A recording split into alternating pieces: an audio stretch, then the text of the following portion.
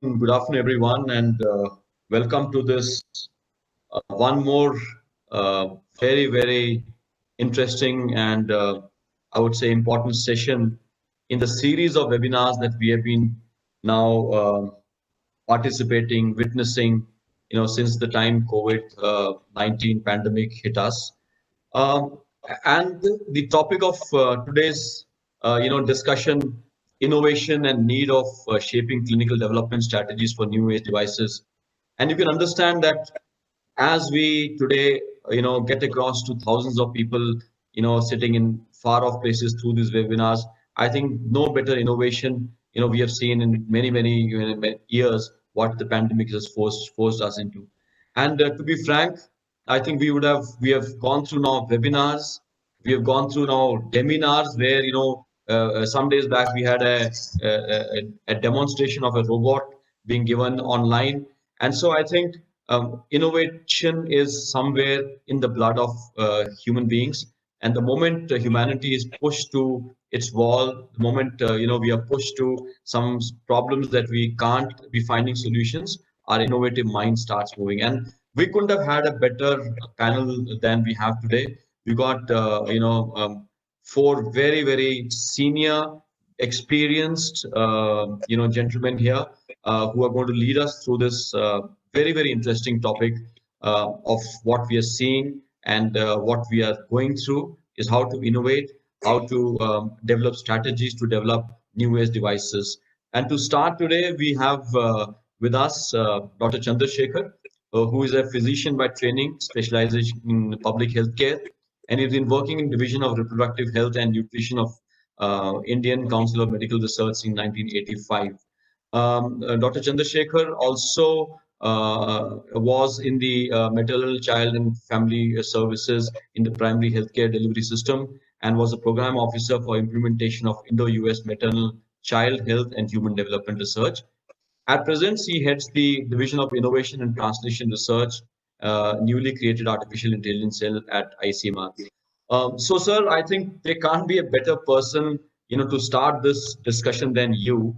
And as we are all aware, and we keep hearing ICMR's name in the newspapers, we keep hearing ICMR's name in television discussions. We have been seeing that ICMR is the pivot around which this battle with the COVID-19 virus is being fought. And I'm sure, of course, your professional journey and what you've seen the last 5 months, many things you would have observed, many things that you would have gone through. And we would like you to not only share with us, what have been last 4 5 months like, but also your experiences over the past. And since you're heading the innovation sort of arm of ICMR, how do you foresee things going in the future, especially as far as the new age devices are concerned? We'd be very happy if you could share. So, Dr. Chandrasekhar from ICMR, thank you. Yeah, good afternoon. Thank you so much for allowing me to be here. What you said is exactly the thing that we did in ICMR in last 5 months. Everybody in this country was caught unawares as to what is going to happen.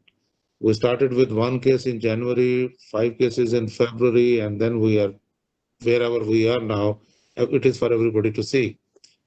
We had taken on ourselves to be doing the best thing that are possible in terms of the diagnostics, so that we are able to diagnose the positive cases as positive and the negative cases as negative. And this was a very big task that we had taken on ourselves without realizing how big it is going to be. We were trying to do it for the whole of the country and trying to do it in the most uniform manner so that everybody follows the same protocol. To share with you, when we started, we didn't even know who would be the potential suppliers for these kind of things that we are embarking upon. When we started, we had a very tough challenge of screening only the foreign suppliers who were bidding for our tenders and our requirements.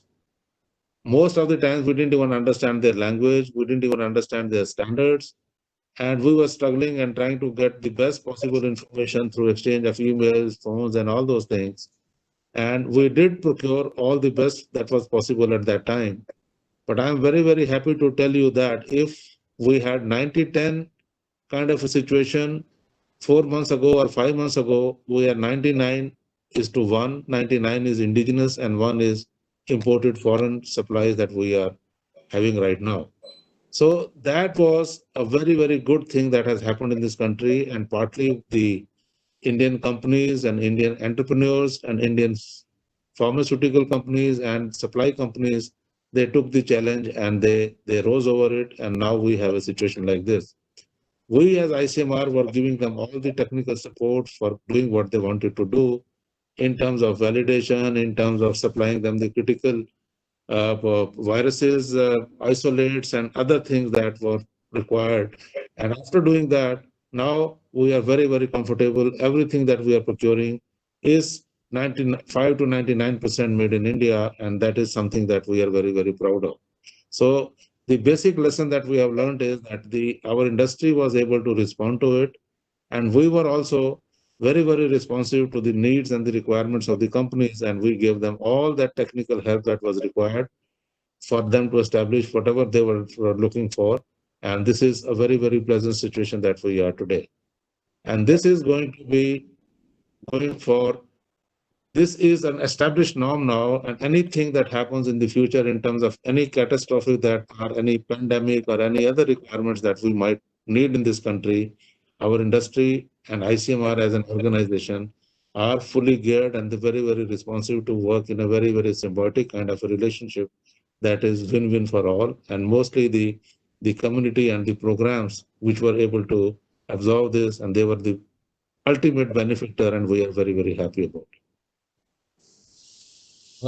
Sir, I mean, just to take a cue from what you're talking about, I mean, as you said that this pandemic, I mean, caused us to do certain things in a certain manner. So, do you find that certain things that ICMR did initially and certain things that ICMR did during the pandemic and how it will pan out in the future has changed? I mean, as you know, we continuously evolve over a period of time, but has it sort of fasten the pace of how we were supposed to go? And have you observed that kind of a change? And do you think it is sustainable? Oh, absolutely. Yeah, that is what I'm trying to say, that we started with all imports, and today we have very, very meager imports. And that is the capacity and the technology absorption of our country with the support that we were able to provide, and other organizations also. And this is something that we all have to enjoy this, and we are very, very in a situation in which we can demonstrate that this country and the people and the industry is responsive to all that is required and expected from them with the kind of support that we all can give. And this is something very, very fantastic. Thank you, sir. We'll come back to you again. You know, I think very interesting points that you raised. We're going to come back to you once more as we talk. And I think next in the panel we have Gaurav Agarwal, and Gaurav is the Director in Evolution Healthcare Private Limited, and he's a healthpreneur. I mean, this word, entrepreneur in the healthcare sector, an angel investor, mentor, public speaker based out of Bengaluru. He is an effective and passionate business leader with over 25 years of global experience in healthcare industry, deep knowledge of Indian and Asian markets. He's also the co-founder of Innovation Healthcare Private Limited, rated amongst the top 10 medtech startups in India. He's also co-founder of IITPL, which was a winner of DOP Medical Device Company of the Year Award, Good Design Award, and CII Top 25 Innovative Companies Award, Red Dot Award, and CII Industrial Design Excellence Award. So, Gaurav, a lot of awards and a lot to say about you. Congratulations, very well done. And yeah, so looking at your experience, I thought this Atmanirbhar Bharat, a slogan which has been given by our honorable Prime Minister, and we've been seeing now whether we are having a skirmish with a foreign country where a lot of supply chain and a lot of manufacturing happens right now in the world, and you started thinking on those directions. And as we are aware, I mean, over the past, we have typically been a high import dependence country. But since we are today talking about innovation, and do you think that innovation can lead us towards a reduced dependence on imports? That is number one. And second is, what do you think are the strategies for the new age devices with innovation, which in the long run will reduce our dependence on imports? All yours, Gaurav. Thank you very much, Navneet ji. And I think Dr. Chandrasekhar very succinctly touched upon the innovation that the country has shown in the wake of the pandemic. They say that necessity is the mother of invention, and I think India has lived up to this adage. In the month of April, when the pandemic really struck us, we were completely dependent on imports for basics like PPE kits, sanitizers, RT-PCR kits, antigen kits, antibody kits, ventilators. But today, in most of these areas, not only are we completely Atmanirbhar, but we are also creating export surplus. So I think India has shown that given an opportunity and when pushed against the wall, there is a possibility to very rapidly develop technologies that are pertinent and that are required by the nation. So I feel extremely proud as an Indian because we also transformed ourselves into a COVID care company. We were chosen by a top government agency to build ventilators in the times of pandemic. We had a fantastic experience. We tied up with IIT Bombay and we were able to build ventilators in a record period of time. Also, since I represent a sector which forms about two-thirds of India's total medical device imports, talking about 2018-19, India's total medical device and equipment import was about 40,000 crores, of which two-thirds, which is a staggering figure, was only medical electronics. Now, what are these medical electronics? They largely constitute of CT scanners, MRI machines, X-ray equipment, cath labs, ventilators, sensors, battery packs. These PCBs, they form the bulk of the imports. Now, what can the government do to encourage innovators like ourselves in the country? And I've said this in the past, it's as simple as ABC. You acknowledge the sectors which have very high import dependence to create Swavlamban in the country. But my view is that Atmanirbharta cannot just happen by becoming a manufacturer or even a net exporter of what the country needs. There has to be a culture of quality consciousness. So Swavlamban, along with a culture of Sarvottam, will lead us to Atmanirbhar Bharat. This is an area which often gets ignored. We often have the best performing products, but because of poor focus on quality and clinical research, we are limited by the scope of where those technologies can take us. We largely become a local player, whereas we know that India is about 7% of the global medical device and equipment market. 93% of the market exists outside. There are several companies that have paved the way and shown the way that are true Indian multinationals, and I'm fortunate to know most of them. They export to a variety of countries, and I think we need to take a cue from them. Another thing that the government can do is what Sunil Khurana ji spoke about earlier. There isn't a common platform where industry, academia, and healthcare services meet. He spoke about an example of an acquisition that BPL did, where there was association of academia, Oxford University, University Hospital, as well as the industry. I think there is a need to create those kind of platforms. DST and DBT have done fair amount of work under Ministry of Science to create that kind of infrastructure. I have personally worked and mentored about half a dozen bio incubators. So on the academia and industry interface, that's beginning to happen. What's missing is really the healthcare service piece. If we can bring that into the mix, I think we can very, very quickly achieve import substitution and eventually become a net exporter of medical devices in an area which currently is dependent for 85% of its consumption through imports. Yeah, yeah. Thanks, Gaurav. I think very interesting perspective. You mentioned these two words, Swalamban and Sarvottam. It is not just becoming, self-dependent or Atmanirbhar, but also producing quality. Which and do you think that given the, I mean, historically, do you think that we were as a nation very, very quality conscious? That is first thing that I want to ask you. And if not, I mean, what are the steps you think are required, as a country, as a manufacturing or whatever, because until unless you are a top quality producer of, goods and services, you won't be recognized as, and it takes some time to build up that reputation. So what do you think has happened in the past, and how do you think things panning out in the future? Sure. So I think we are living in a very integrated world today. I mean, what is happening in any part of the world is a microcosm of what happens in the rest of the world. So if today, I think more and more promoters realize that the cost of poor quality is extremely high in the long run.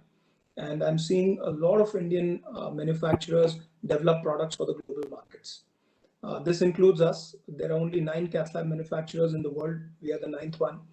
And in record period of 2 years, we have a cath lab which conforms to European standards. And if not for the pandemic, we would have been exporting to various countries. And I'm seeing that several such companies are putting a lot of emphasis not only on building a product that sells in India, but is made in India for the world, truly. So I see a lot of hope, and with bio incubators coming up in institutions of excellence like IITs, there is a very strong ecosystem that is slowly but surely developing. Great. Thanks a lot, Gaurav. I think we'll discuss this a little bit more, as we progress in the discussion. We have next Mr. Sunil Khurana. Welcome, sir, and welcome to this webinar today. And who is the Chairman and Managing Director, BPL Technologies Private Limited. He's a veteran business leader with 30 years of domain expertise in medical device sector. Prior to BPL Medicals, he worked with Bharti Infratel, provider of telecom tower infrastructure, where he was a chief operating officer and member of core executive council.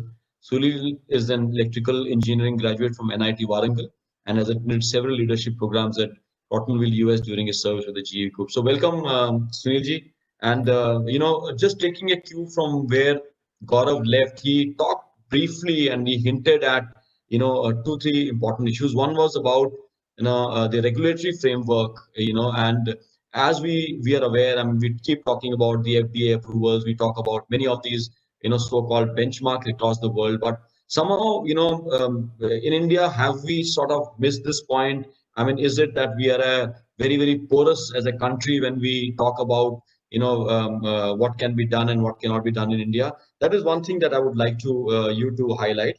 And the second thing is about, the cost of innovation or the time taken for innovation. And do you think that innovation only is one such methodology by which we can, develop a new age devices or strategies for the new age devices? Or do you think there are many more paths towards, developing these things? And so we would be very, honored if you could throw some light and, talk about it. Thank you. Welcome. Thank you. Thank you so much, Navneet, and thanks for inviting me. Very excited here. And I'll just divide this into a couple of pieces.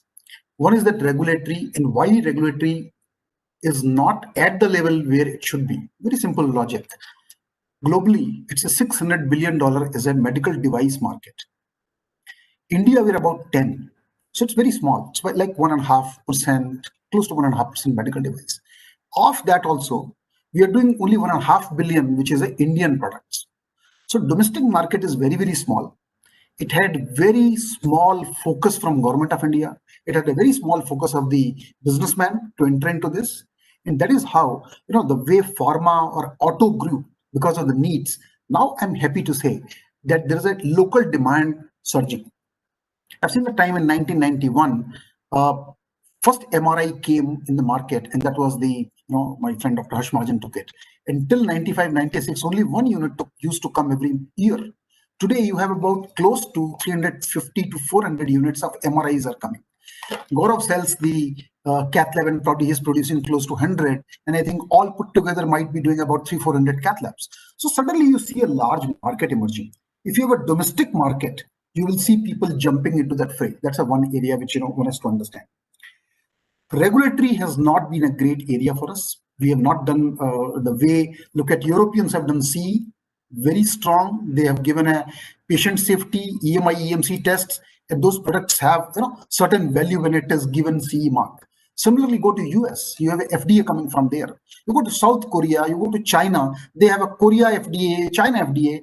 We have nothing of that sort in India. So it's a need that we build something of our own, which is somewhere in the equivalence, because we are 1/6 of the world population. We should not undermine our strength. Look at the way China today is. We can be down the line 5, 7, 10 years of the size of China, which is of several billion local itself. So that's the area I think we should do. We do in pockets. AERB is doing some interesting things. PCPNDT is a norm which we have launched. BIS is doing something of their own, but common platform is missing. So regulatory framework is very key. And today, barrier to enter in India because of the low regulatory is very high. Anybody can bring anything and sell anywhere because nobody's asking any question. Only government may say that I want these particular certifications, but nobody else, no private customer wants. They just see the price and just take it and then later suffer. So that's a one important area which we should understand. Second, I really like the way Gaurav said. Gaurav said that quality consciousness is very key. We in India have actually initially, why this industry is not grown, we were taking India as a market. Unless we take globe as a market, unless we see overseas is also our market, we will not ramp up to the quality. So most important for us is to ramp up the quality. Once you raise the quality standards, then your products will go everywhere. You can be competitive, and government has to play a lot of areas. I'll touch as we move forward. Third, innovation. Innovation will bring a lot of things, no doubt about it. Innovation is key. But as India, have we done it? I mean, I don't think that we are known for many devices or many things which we have done. We have innovated from here. We have been generally copying, and that's what China also has been doing. But China has initially created a lot of products by copying. So I have a view that about 98, 99% products which are already developed out of 12, 14,000 devices, medical devices, we should try to do a frugal innovation.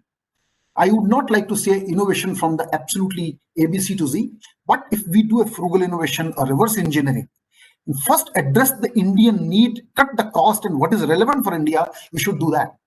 That's the first step in my mind. Once you are able to meet the demand, and that is how the whole game will change. Medical device is such a large word, such a wide word. We have a suture as a medical device, we have a implantable as a medical device, and we have a products like linear accelerators or cyclotrons also as a medical device. So it cannot be equated. And as Gaurav just now touched, that medical electronics is an area where we have not done well. And that is where electronics industry has to also come. They have to start making in local product components. We still source everything from outside. If we have to still make product in that space, we are still going to get those PCBs and maybe some monoblocks or sub-assemblies or components, even microprocessors from outside. So I think both industries have to come hand in hand, and that is the way it will probably go to the next level.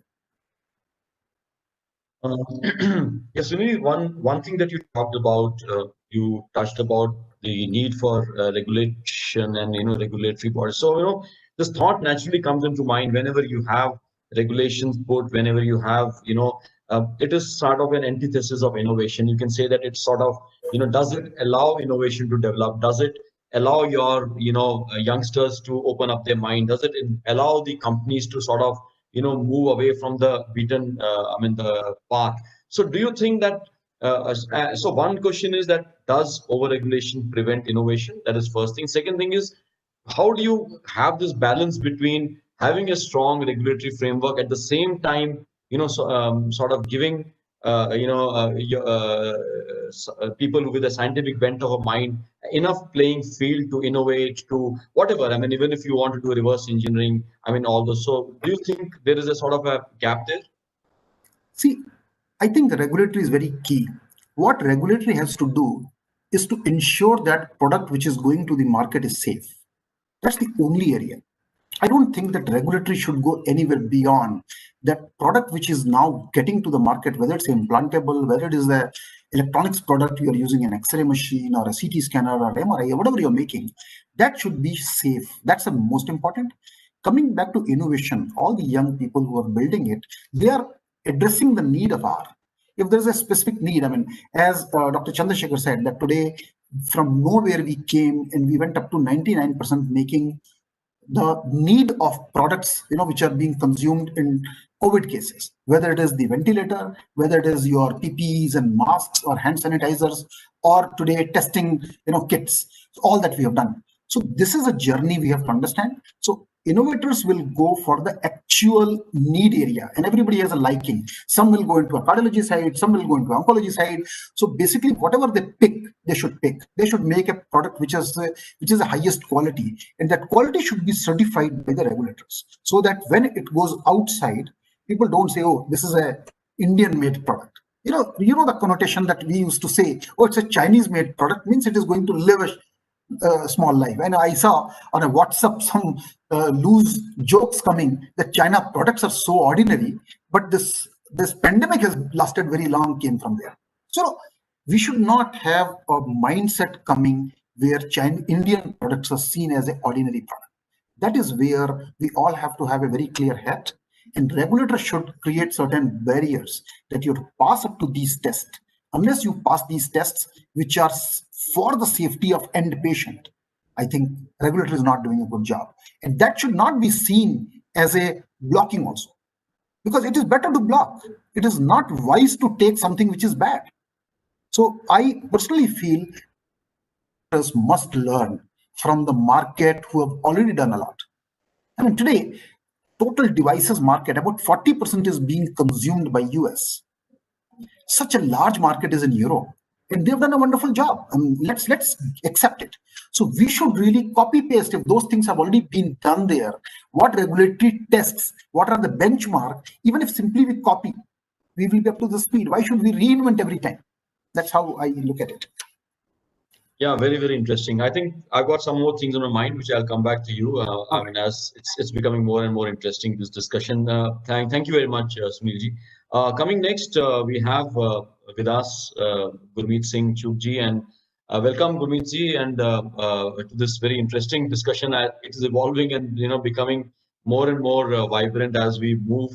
So Gurmeet Singh Chugh is the managing director of Transluminia Therapeutics, and he is also the joint coordinator of AIMED, the Association of Indian Medical Device Industry. So, Gurmeet, you come from a straight out of as I say, this topic itself, is towards strategic development of medical devices and how innovation can look at it. As we know that there's a huge amount of clinical evidence in-house in India, as far as development of medical devices is concerned, and I'm sure you and the journey of your company, has had that kind of an experience where you can talk about, why, despite having a huge amount of clinical evidence in India, where we are and why we have not reached where we are supposed to be reaching. I'm pointing towards what Gaurav said in the beginning of reducing our, import dependence. And it'd be very interesting to know from you how the journey has been and how do you see that journey moving into the future to, let us say, couple in the thoughts of Atmanirbhar Bharat, along with, as Gaurav used the word Sarvottam, and in addition to the journey, how do you see what Mr. Sunil was talking about, reverse engineering, and as a part of the entire ecosystem of innovation and developing better products? We would be very happy to hear. Thank you.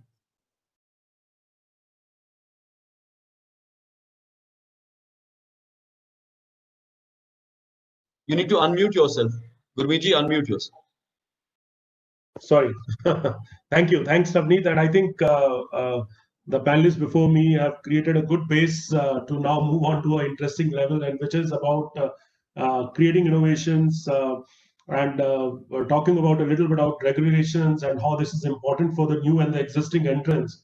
But I'll just move it a little far now and talk about, since let's say if we are discussing healthcare and we say the end user or the major stakeholder at the end of the day is a patient who ultimately get these products, or even whatever technologies we brought in at the end, he's the person who has to get the benefit.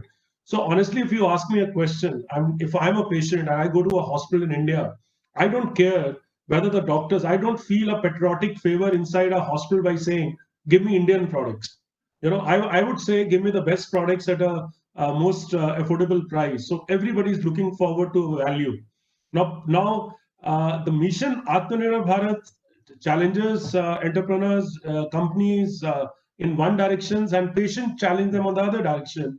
And when I say patient, I also mean the same chain, the doctors. At the end of the day, they would say we want to have a very high quality product, and in case that can be built in India, that's an answer. The answer is not that we are replacing, like in China, we are not replacing. We don't want to create an isolated country where we say that a dictatorship idea or a firm governance from the government by saying to hospitals that you have to use local products will create quality. So then comes the question, what will create quality? And as we move on into, let's say, low-end medical devices, where India to a larger extent has achieved a self-reliance, when you talk about gloves and masks and IV cannulas, the challenge is high-end medical devices, which still are 85% of them are still imported in the country. And this requires a thorough introspection. And when we do this introspection, we have to get all the stakeholders together and ask them the question that why would you not have that kind of confidence on our own products? And so on one side, where I would say government could be made responsible to an extent of not incentivizing the sector enough, we can say that like any other large country, you have to go through the initial 10 to 15 years where your industry is taking a shape. But to a larger extent, I think it has to go with the intent of every manufacturer who wants to come into healthcare. So the character is built now not by how many yeses you say, but how many no's you say. And the idea is that are we as a nation, or are we as a person who is living here and especially taking a stint in healthcare, convinced about an idea that we want to give a very, very high quality product to our patients and to every stakeholders who's on the chain. Now I'll give you a small journey of our own company. We started in 2010, and that was a point in time we were in regulating stents, and we went ahead and we wanted to create a technology. So the first no was that we will not copy anyone. So we decided that we will like to create a futuristic technology.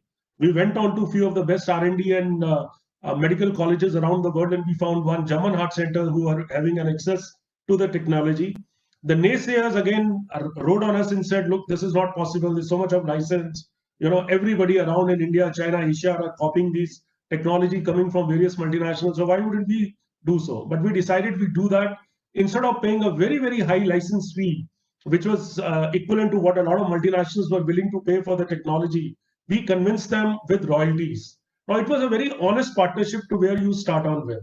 And now comes the second question, the clinical evidence. This is where in high-end medical devices, we have really not created enough. So which meant that what level of clinical evidence you want to create. So there are, let's say you are in healthcare, we all who are speaking are in healthcare, and we know that when a new technology comes, you must have a right comparison with a predicate device or an existing standard technology or a pharmaceutical, whatever the healthcare practice is, to prove either you are equivalent or you are better. So which means that you need to go through stringent randomized controlled trials when you are embarking on such technologies. And when we moved around in Asia, nobody was doing it, but we insisted. So despite not getting any support from the government, you put your house, your everything you have earned so far on collaterals to get money and try to subsidize it by talking to the other party to embark on trials which are one of the most robust trials. The minimum number of follow-up is has to be where a patient or a doctor feels safe about getting a product. It should not be a trial where you say that, look, I have created a product today and I would like to see in 30 days everything is safe and I want to conclude everything is safe. No, there are timelines. You select adequate timelines. You go to the right kind of people who have a capability to assess your technology. And then comes the million-dollar question. Are you willing, in a low regulatory scenario, are you willing to launch your product which is half tested, where regulators are not stopping you? But do you have a character and an integrity to say that until my trial data comes, I will not launch this product in the market because this will unnecessarily compromise the image of the company and also compromise the image of the country if I am exporting so, despite that there are 50% countries available around in the globe where the regulatory barriers and the entry barriers are very low. So this is an important question I think everyone has to ask. So just to give you back to our journey, we decided that until the 3 years data, this was a time when people were launching even the European companies are launching product with a 9-month kind of a clinical data. We decided that until we have 3 years clinical data, because that was some side effects of these drug-eluting stents were emerging at that time, that we will not launch the technology unless this data is out. And then we launched it. So from starting from that to putting the right robustness in the trials. And here in 2016, we were standing with them after 5 years of our clinical data, and still a discussion was going on that can we do it for 10 years? And here the doctors come back and tell us from Germany that it's crazy. I mean, none of the multinationals have ever embarked on a 10 years journey of evidence. Why do you want to have it? I mean, 5 years is good. You have proven you are as good as that. And, and I still remember that meeting because there was a huge money at stake. And I said, my problem is that I have to do more because I'm coming from India, because I need to prove my product better than them. They will ask more questions.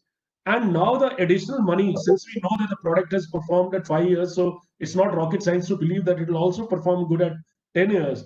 But let the highest evidence come from India to the world and not again from US or Europe. So these decisions create your the credibility. Now we have to learn it very, very intelligently. The China model of high-end medical devices, that despite they having 85% of their high-end medical devices which they use come from their own country, they have no credibility across the world. And India, by from that standard, has done reasonably well. So this is where I would say the clinical evaluation and clinical proof. And when I say clinical evaluation and clinical proof, it's not a health subject. I mean to say that you need to understand that when you are creating these high-end technologies, there should be enough money which should be kept aside to ensure that that these technologies are proven very, very well. And as my panelists prior to me highlighted, it should not come as innovation does not come at a cost of gimmicks. That you show something which looks very nice, but in the heart of heart the longevity of the innovation is not going to last soon. So where is the challenge? The challenge is that when people are entering the healthcare space, they are not doing a good job in terms of understanding the financials. I mean, if today an entrant comes to India and somebody who's an entrepreneur, I mean, I was giving a small lecture at the School of Biodesign, which I think is in collaboration with AIMS, and you have these young lads doing a 2 years course after doing their engineering or some BSc, and they are now being given these incentives by the government to start doing their own research and start doing their own projects. And I told them, look, this is crazy. I mean, at 2 years in school activity, what experience do you get to create innovations? I mean, this is an in-school activity you have done. This does not create an entrepreneur in you. Go and work in these large companies vigorously for the next 5 to 6 years. Understand how these technologies are to be created, understand how the clinical proofs are to be created, and then embark on such project. So let's not, as a country, look at patriotism as a flavor in dealing with such high, serious subject. And I think this is where India, I mean, you talk about these the Technology Development Board or BIRAC, it will be interesting for the panel to know, we are struggling with them. And one of the reasons why we don't get money from the government to invest in our other project, because they say you are EBITDA positive, you have some cash in your balance sheet, and you are already of a particular size. We are here to support these youngsters. We are here to support people who have no experience, and this is absolutely absurd. People who have no experience are experimenting in India on the money of the government.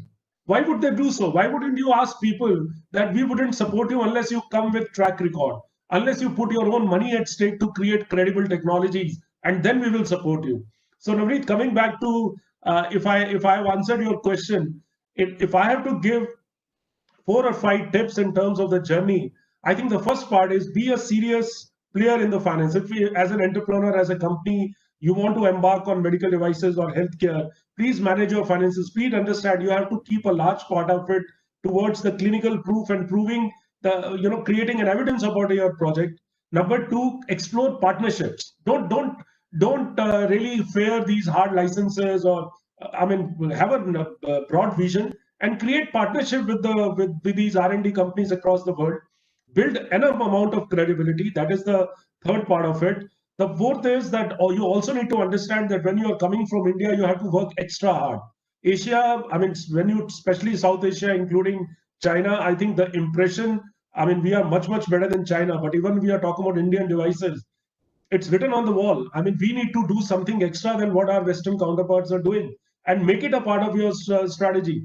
And the fifth part is, I think we need to convince our stakeholders. I mean, today when I say, oh, these doctors are not using Indian product, I mean, I can still favor government to get equal opportunity, to at least to fight against exclusionary clauses in the government tenders. But I still can't force my doctors to use an Indian product until I give them a very high amount of quality in the product where their patients actually get benefited by using the Indian product. So I think if that is a flavor which everybody understands, India would go a long way.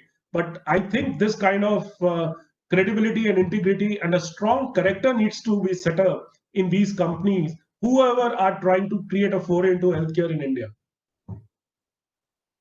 Thank you. Absolutely wonderful. I think got a lot of good points from you, sir. And I think I will just come back to you again. I have one or two points which I've noted down because very interesting things that you've raised today. Um, uh, yeah, request mute your mic, sir. There's some echo coming here. Thank you. Coming back to you, Dr. Chandrasekhar, just wanted to ask a quick one. In the last 5, 6 months, we've seen a fantastic coordination between the government and the industry and the society. And that's why we've been able to see these RT-PCR test licenses being given quickly, and a lot of good things happening. So, how do you see this whole thing panning out into the future?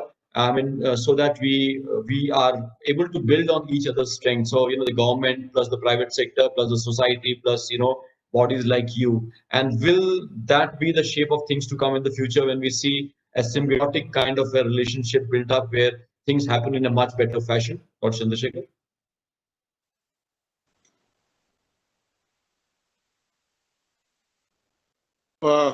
What you said is exactly right, and that is the only way that we need to function, and that is the most efficient way to function. And if we try to go a little here and there, that is not going to help anybody. This is the only way, and this has to be followed. That is our conviction.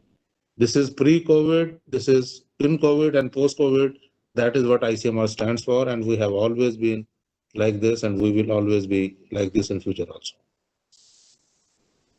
Yeah, thank you. Coming to you, Gaurav. Chandrasekhar sir, can you just mute your mic? Thank you. Coming to you, Gaurav, and when we talk about you were the first one who went for that innovation is the key, and we need to do so. I was just wondering two, three important things. One is I was wondering whether the way we are schooled from our childhood and we go into our colleges, and we and Gurmeet Singh ji also put up this point when we look at. So first of all, when the whole ecosystem does not sort of reward innovation, so how do you see now suddenly, because we are going through this pandemic and suddenly we have thought that this is supposed to be, how do you see that happening in the country? And second, also this question comes up about EBITDAs and margins, and in companies, when we start to make quality products, so how do companies kind of evolve where the scale versus the quality, the balance gets disturbed, and how do you see those things going forward?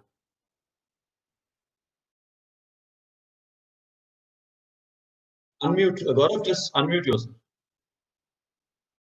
So you raised two very pertinent points, Navneet. First is on how companies in India have innovated in challenging times like pandemic. I think there is a large enough market in India. I think some of the previous panelists have touched upon it, that innovation is not only building something that is earth-shatteringly different or that is award-winning. In my mind, innovation is also bringing solutions that the country needs. It's about making market-appropriate products also. Sunil ji spoke about that. 80 to 85% of import dependence is from products like sensors, transistors, battery packs, PCB boards.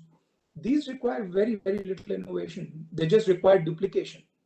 So I think the focus also has to be on import substitution, not only on reducing import dependence. They may seem to be the same thing, but they're not. The second thing is about rewarding quality. Government is one of the largest consumers of medical equipments in the country. About 26% of all medical equipments are consumed by the government. But interestingly and hypocritically enough, the government chooses discretionary, exclusionary clauses which completely forbid Indian manufacturers from participating. They would put in a clause that you need to be in business for 5 years. They put in clauses that you need to have at least a certain turnover or beyond. They put in clauses that you need to have CMARC or US FDA approval. Now, let me ask you, I mean, will the government decide that a product made in India should be sold in US first before it's sold to a government hospital in India? How unfair can that be? I think the government needs to put its money where its mouth is to reward innovation and also to create domestic consumption. Indian Army, for example, uh, one of the most revered institutions in the country, does not buy anything domestic. All their equipments need to have US FDA tag, and Indian manufacturers are not even allowed to participate in their tenders. It's a large ecosystem, and if the government decides that it needs to become Atmanirbhar, is that the way forward? That their own institutions, through a very skewed public procurement policy, choose to exclude Indian manufacturers and producers? So that answers the first part. There needs to be some fundamental changes that the government needs to bring in its own public procurement policy. The second part that you asked about is even more interesting. And you said that, do I see all of this fitting in the current ecosystem with the pandemic, etc.? Yes, of course. I'll give you an example. In China, for example, there is a 1,000 Lights program. I alluded to it in the last talk also, where if you have a technology, I mean, China has been battered for poor quality, for sure. They build products largely for domestic consumption. But how do they encourage innovation? They have a 1,000 Lights program where every year they identify 1,000 critical technologies that are of national relevance, where they have very high import dependence. And each of those technologies, once shortlisted, are given $1 million upfront. And that $1 million helps a company get off the ground, at least get to proof of concept stage. In India, that is exactly the stage at which no agency will touch you. Gurmeet pointed that out. Most government agencies expect you to put in 50% promoter contribution. If a promoter is building an MRI machine, for example, which could cost $7 to $8 million, and he had $4 million sitting in his bank account, do you think he would seek funding? So I think there are schemes, but they're extremely poorly thought through. There needs to be an industry participation in formulating these schemes to foster innovation. The government needs to recognize and reward quality as well as innovation. And the government has taken a few positive steps like the performance linked incentive scheme, but they need to start incentivizing exports. That is the biggest proof of putting in quality. If you're not worthy of domestic consumption, you will not be able to export. If there is a company that is exporting to 25, 30, 40 countries, that needs to be generously rewarded to foster a culture of quality. So that's all that I had to add. My last organization, Indian Navy, also, and you touched word army, so I'm quite aware of that. What you said. Coming to Sunil Khurana, sir, I mean, you talked about the role of regulation, and I just wanted you to, maybe just tell us how do you see government sort of helping in this whole, concept of bringing in the right kind of regulation at the right point of time for the right kind of companies, and maybe what do you think you foresee happening in the future if we need to sort of This build is very, these medical devices? So please touch on that. yeah, so this is a very interesting question. We can't imagine that there'll be a one fine day, some framework of regulatory will come and that will be the matured. It has to be a evolving way. It will continuously keep evolving as we move forward. So I can't really think of a situation that government and academia and all of us can sit together and frame a regulation which will be the best. So it has to evolve over a period of time. That's how it should happen. But how I look at India, I just want to now say what Gaurav said, that if you are making a product, how government can incentivize. Government should definitely incentivize the way Korea or China does on the export promotion. That's a very interesting, because if you are getting a certain subsidy on export promotion, 10%, 15% back on your invoice, that you can put back into the R&D, because that's extra money you are getting. So there are many ways which you can probably do that. Regulatory also has a cost. When you make a product and when you go for innovation, there is a cost to it. ROI, though we are talking of EBITDAs and margins and all of that, we know the margin in India is the lowest worldwide. If you sell a product, the lowest margin every company has. I worked for one multinational 28 years. Now I know that company used to sell MRIs or CTs in India at the lowest price they used to sell anywhere in the world. So you have a very low price. Why? Because our tests, our treatments are also very low. Today, nowhere in the world you will get an MRI done at 5,000 rupees equivalent. You will not get at 500 rupees ultrasound being done or 200 X-rays done. So we have to do a volume of business to cross-subsidize that. So that's a challenge in India. So government has to really look at whole thing in a very different angle. They need to support companies who are coming, because they will not have money to actually put in return of investment. And that is where academia has a very important role to play. What Gaurav said about our company, which we have acquired in UK, Penlon.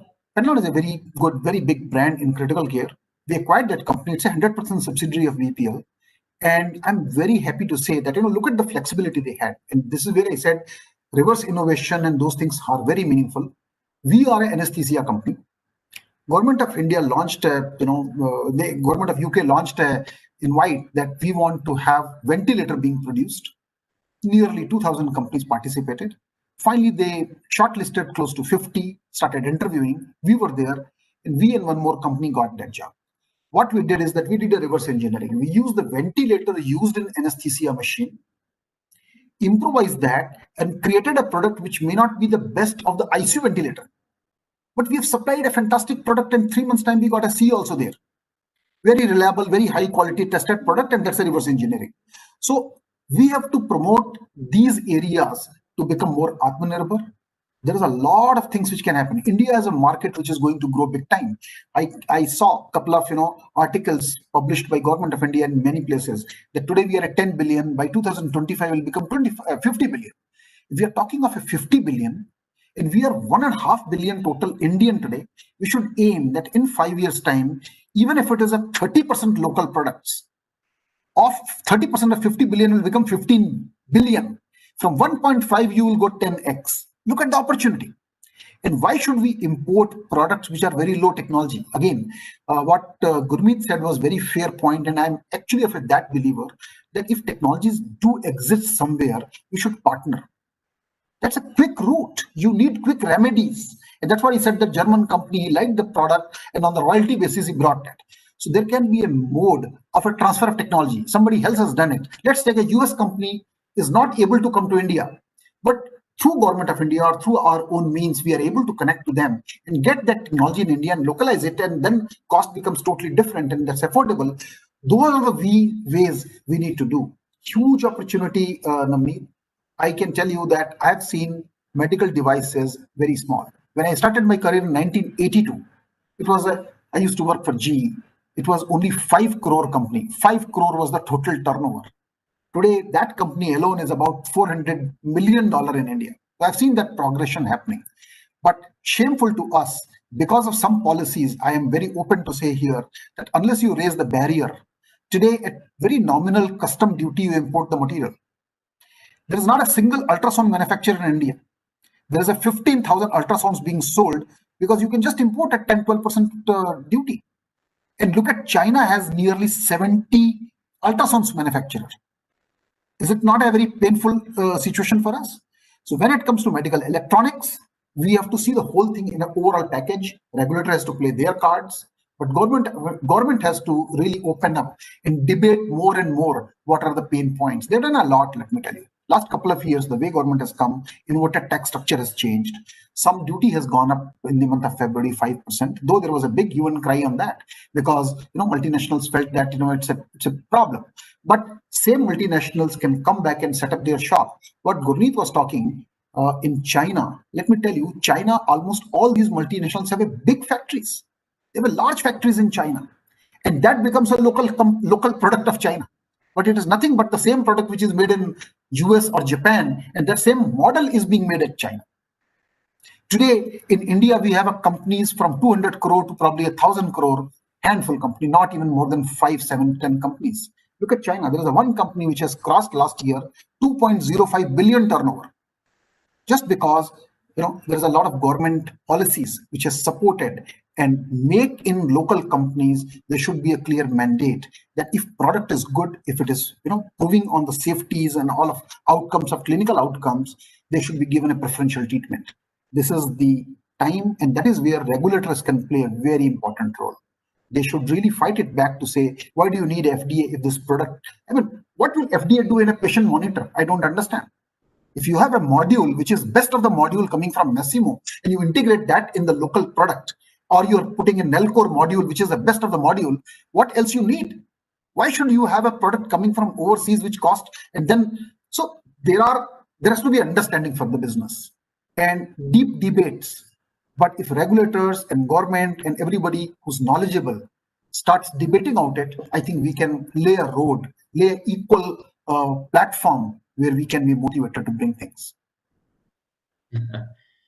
Thank you very much. Very, very interesting. I think we're almost at the end of the session. I have one last question to Gurmeet Singh ji, and before I sort of conclude this wonderful session, I think it was fantastic. So, sir, can you just sort of stitch together these three things that have come out today? One is being Atmanirbhar, at the same time having partnerships, at the same time having symbiotic relationships. So it is a kind of it seems to be a contradiction when we talk about this, which is sort of separated from the other. And the second thing that I wanted to ask you was that we're talking about a journey that we have not even begun, or maybe we're just beginning. So it has to be in the future that as we walk across the world, to see us as a producer of quality products. And how do you see that whole thing panning out as we go in the future? Gurmeet Singh, sir. Yeah, so Navneet, I think my panelists before have already elucidated this pretty interestingly, and I'll just build on, as you said, just to join the dots together. So I think, first of all, and also from a government perspective, when we embark or create a healthcare opportunity, from any perspective, whether it's government creating for the stakeholders or government creating it for entrepreneurs or for existing companies, or vice versa, companies created for ourselves. There are two subjects here. The first subject is a subject matter of commerce that you want Indian companies to do very, very well. And the second subject matter is a subject matter which is healthcare delivery. Now, healthcare delivery comes at a cost where a commerce might take a step back, but on a longer term, commerce and healthcare for all as a common objective will come together. Now, there are we also have missed a very fundamental point that Western part of the world have been all, of course, helping us fighting over diseases since last several decades. But we should also not forget that they are pushing technologies on us which have less relevance for us as Indians. I mean, if I talk about, give you just to make you understand a little bit more better. I mean, when we talk about coronary artery disease or we talk about valvular disorders of heart, we have a little different precedence here. There is a transcatheter valve which has been brought in the country since last couple of years, which is costing almost 20 to 25 lakh rupees for the patient here. But unfortunately, the disease which we see in India is different than the disease they see in West. In India, it's happening in young patients. In West, it's happening in patients who are more than 75. We have a very young population here. Our disease patterns are different. So one important aspect we as a country must understand that we have to differentiate these two subjects and create equal opportunities for both, which means that for the areas which are unrepresented till today, which is a complete blue ocean for the Indian manufacturers or the people who want to come into healthcare, they should look upon as, I mean, these are, for example, for the sake of an example, valvular disorder. I mean, it's a huge disease which is untreated to a large extent. We are only treating an iota of it because this is not getting diagnosed.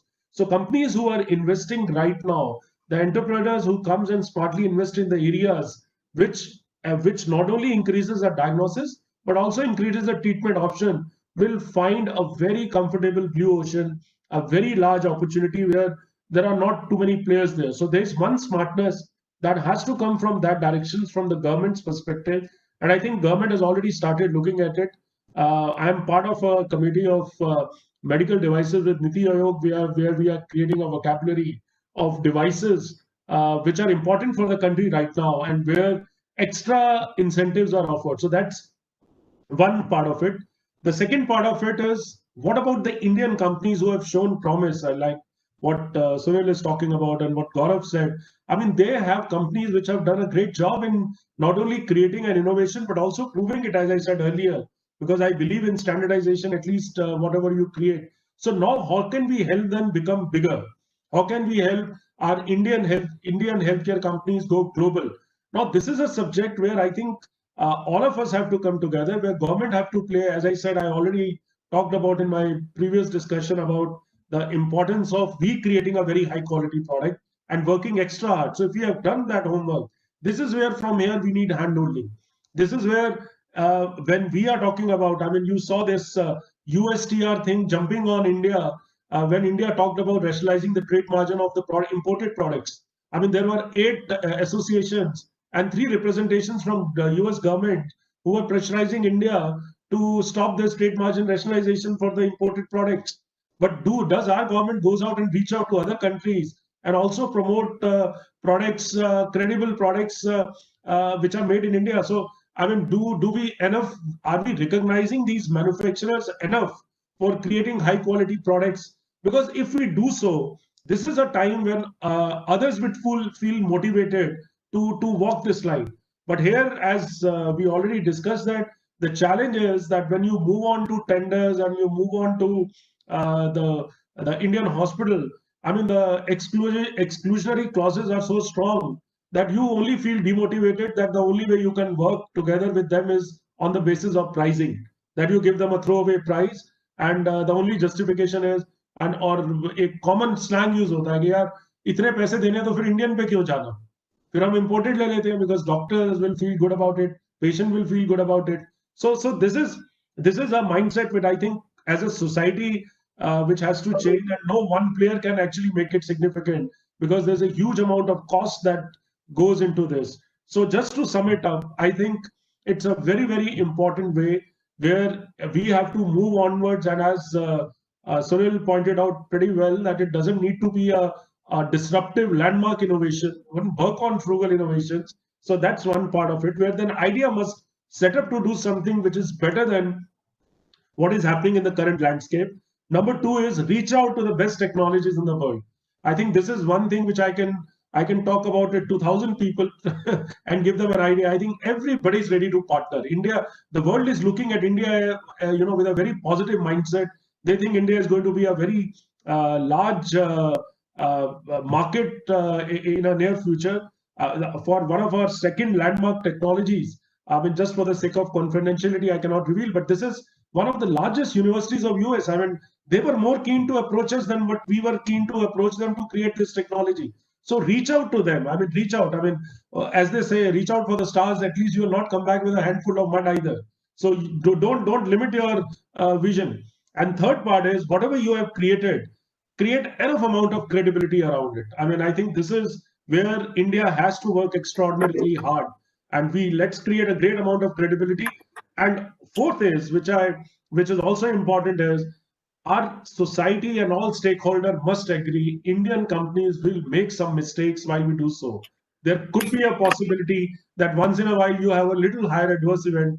Trust me, the way US FDA handholds US companies, I mean, in drug-eluting stent, in 2011 or 12, there was a company, I mean, as big a company as Johnson and Johnson, US FDA allowed them to close the product and not recall because they felt that this will give a bad name to the US if they force them to recall a product.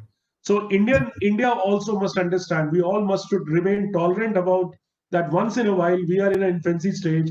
Indian industry, healthcare industry is in the formative years, and we should give timelines to everyone to make some mistakes. If today you are creating policies like in COVID times, that something goes wrong and with any of your person in the facility, the CEO will be arrested. So while you are creating regulations, let's also understand high-end technology, high-end medical devices. There could be a possibility that companies will learn it and the lessons by doing one or two initial honest mistakes. So we should remain tolerant. And I think the large part of it is this is a time, India's time has come in the global arena. We have already shown it in the IT sector, and it is a large opportunity that exists for us in the medical devices and healthcare sector. And India has a complete possibility to create this.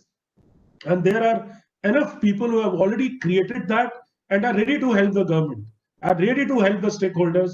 I think panel discussions like these, the stakeholders coming together and discussing what are the possible options. I think we have everything within ourselves. We don't need to go and do these courses in the high-end management institute to see how we create these opportunities in India. Enough opportunities are here. It's just a matter of putting it all together. So that's my final message for this discussion. Thank you so much, Gurmeet. Sunil, quickly from you, something about Atmanirbhar, because you pointed out initially, I sort of missed that point. Quickly before we wind up.